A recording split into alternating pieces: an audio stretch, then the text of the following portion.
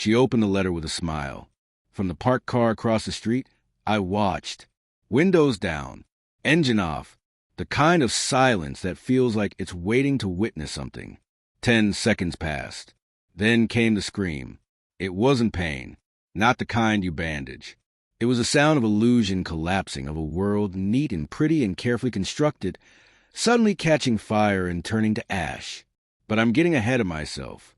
10 days earlier, I was sitting across from my daughter in a small cafe where the air smelled of burnt coffee and rain on concrete. She held her composure the way she always had since she was 5. Chin high, lips tight, eyes too old for her age.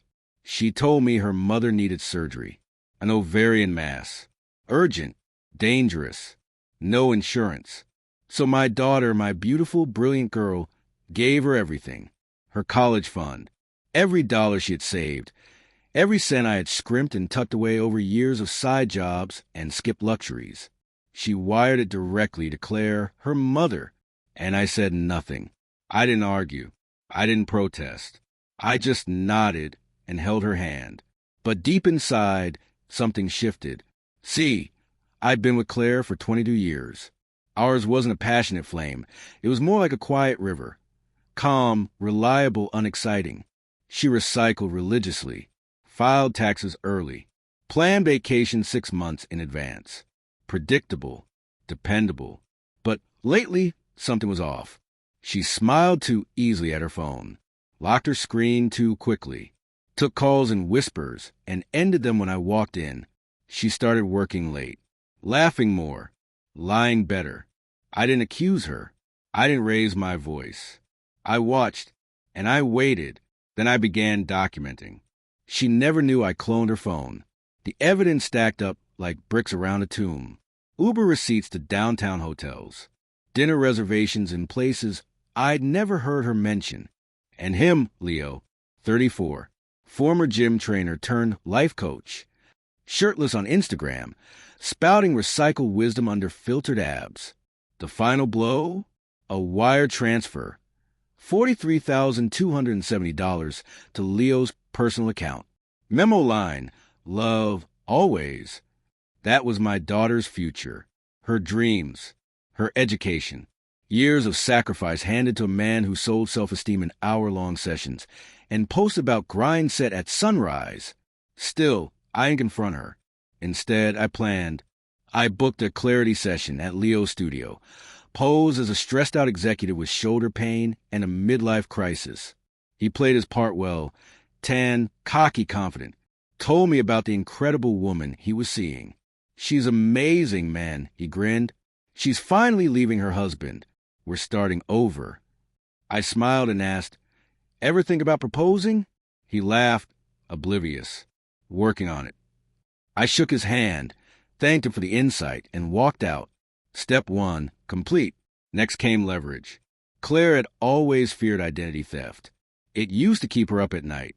So I crafted a small, believable fiction, an anonymous tip to her employer, accusing her of suspicious activity involving patient records and finances. Not true, but enough to spark an internal audit, enough to trigger unpaid suspension. Panic crept in. She spiraled. While she scrambled, I bought a burner phone and created Marissa, a woman from Leo's past, furious and betrayed.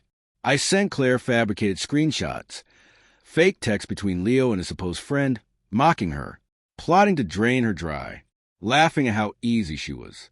She confronted him 2 days later in a bustling cafe. I sat 2 tables over, head bowed over a newspaper I wasn't reading. Her voice shook. His rose. He denied everything, said she was crazy. Then she slapped him. That part? Not planned. Just poetic. The final piece was a letter. Thick envelope. Twine bound. Courier delivered. Inside, carefully printed screenshots, forged bank records, a positive pregnancy test I'd purchased online and altered, a note in looping cursive. You gave him your body, your dignity, your daughter's future. He gave you nothing.